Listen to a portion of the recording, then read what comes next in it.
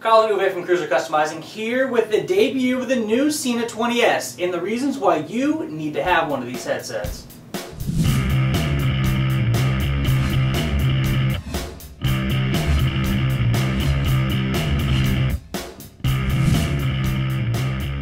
So this week we want to introduce the Sena 20S. Now Uwe's just gotten back from a trip where you use this headset exclusively for how many days? Used to be riding every day, so 2,800 kilometers, which is roughly 1,800 miles.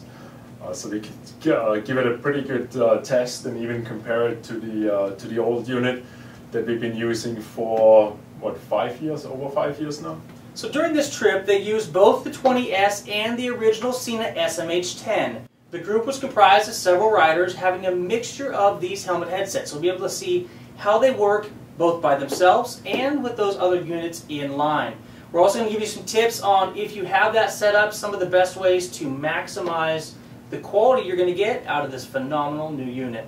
Now, Uwe, after having gone from, say, one of the dinosaur units like this. Look how big it is. I know. Up to the SMH10. Now for a long time, say 5 years or so, the SMH10 was the best helmet headset unit on the market. Now today we have the 20S. Now Uwe, in just a few sentences, how can you describe, or a few characteristics, how do you describe the 20S versus the old school SMH10? Well, I mean, besides from the looks, it looks a lot more futuristic. But the big improvement is really the sound quality. Me and my girlfriend were using the units first on our way to Austria to meet up with the guys, and we noticed right away the sound quality. There was no wind noise, it was crystal clear awesome. Sound. The battery lasted more than a day. And then we are meeting up with the guys, and one of the guys used the old unit. And it became very quickly apparent that the old unit we would pick up the wind noise. So when he was leading or behind us, we would get his wind noise. And it got really annoying because we were used to the crystal clear quality between us. So what we did is we switched the unit from my girlfriend, who's riding behind me, gave her the old unit, gave my buddy the new unit, and guess what? The wind noise was gone. And he also had an improved range, so when he was leading a little further ahead, we could still hear him, and there wasn't any noise, any cracking in coming across. So it was a pretty big improvement. So another thing that some people have had a hard time with the SMH10 is the volume. So getting that loud enough in order to hear in some situations. How would you compare the volume on the 20S compared to the SMH10? For me, the biggest problem the old unit had, as soon as you go to freeway speeds, we can't hear each other. My girlfriend can hear me, there's too much wind noise, exactly this, hey, there's a microphone in front of your mouth, and it just doesn't work at freeway. With the new unit, no problem at all. We're going the freeway, Autobahn, we're going pretty fast, and even at high speeds, she could understand me, which was pretty cool. And I can hear her say, faster, faster. That's awesome. So one of the things that made the SMH10 a huge hit was ease of functionality. You hit the power button to turn it on, you tap it once to connect, and volume was just up and down.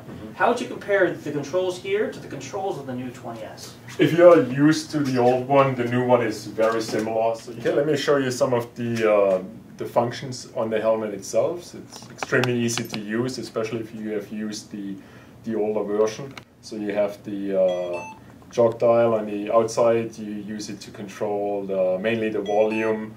You can also in FM radio mode find stations. You have your center button here to activate certain features. You have the phone button if you want to make a phone call. To turn the unit on and off, these two buttons, you press them combined. To pair for example, two helmets, you just hold this center button for 5 seconds, and then it quickly pairs two helmets. There's also the new ambient noise button here on the bottom, and then you also have you charge it right down here. You can plug in additional microphones and headsets, either front or back. and then this is the quick release button. So very familiar. I think the big improvement for us was that on the old unit, when we are like in a scenic riding mode where you kind of look left and look right, and the passenger does the same, we constantly bump each other off. You know, because the helmets bump into either my unit or her unit, and it was pretty annoying. On the new unit, because it's so flat now, that just doesn't happen anymore. So that's for me is the biggest improvement. Another button that doesn't really show up as a button when you double tap on the front, it starts the voice command feature. Another new function is the radio. So it has a built-in FM radio, where you know, if you don't want to stream the music from, say, your iPhone into your helmet, you can just listen to radio, and it's pretty easy to use. So another handy feature is the Sena app that you can download for free, and it talks to your helmet. You can use it, for example, to do some setup functions on the system. You know, adjust different settings. You can do configure your speed dials. You can have your up to 10 radio stations pre-programmed in. It also has the quick guide, which is has all the basic functions that you use every day explained right here, which is really useful. So on a trip, you don't have to carry a separate printed manual with you, and it's, you know, always handy in your pocket. You can do like setups on your group intercom, and you know, it seems like you can talk to 9 different people here, and you can configure that pretty easily. So it's a pretty useful app. You can also see if you have the latest version installed, because they constantly come out with improved versions, improved software on the unit to have new capabilities, and you see really quickly if you have the latest version installed. So there's some of you out there that have never ever ridden with any type of helmet communication. Now, Uwe, what are some of the key reasons that you want to use something like this? Right, and I used to be pretty old school too. It's like, I don't need to talk to anyone when I'm on a bike. I just want to be in the zone. Until I used one. You know, first was this unit in 2009, riding with my buddies, and it's pretty useful when you ride together in a group and you can talk to each other, so you can alert each other about obstacles on the road, rocks on the road, potholes, slippery surfaces, dangerous situations, cops, for example. Directions is a common problem, where if you don't have a communication system, you constantly pull over like, hey, where do we want to go? Do we want to stop here? Do you need gas? You know, and you do this hand signals and all that kind of stuff. So all that becomes so much easier once you have the helmet-to-helmet system.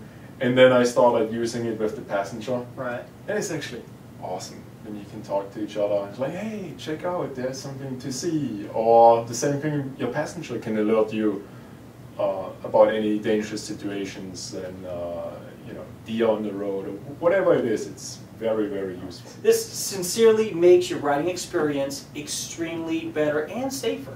And these days also with music, you know, same thing, I was old school, I didn't need to listen to music. Then I had music on the bike, it was the best thing ever.